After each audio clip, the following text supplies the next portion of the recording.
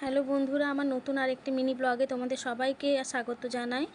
আজকে যাব পান্না মায়ের মন্দির এখান থেকে।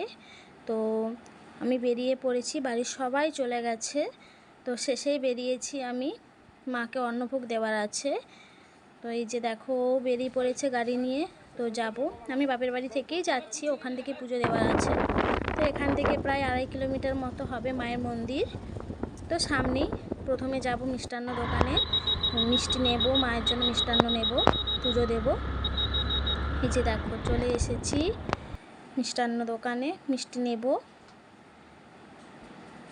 তো এই যে মায়ের মন্দিরে চলে এসেছি, দেখো সবাই ফল আঙিনা করছে। এই যে মায়ের দর্শন দিলাম, প্রথমে সবাই দর্শন করে নাও মায়ের।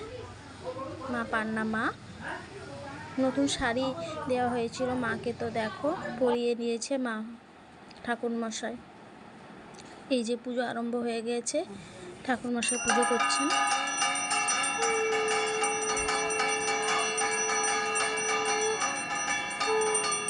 তো পুজো হয়ে গেছে, পুজো প্রায় শেষের পথে। তো এবারে আমরা বাড়ি যাব।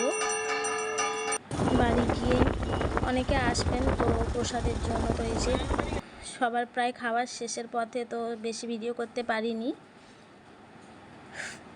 সবাই খেতে বসেছে, তো খাবার দিচ্ছিলাম।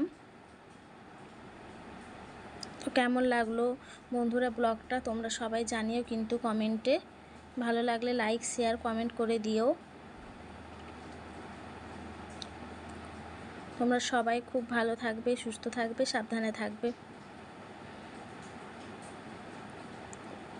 এই যে দেখো সবাই খেতে বসেছে। ধন্যবাদ বন্ধুরা।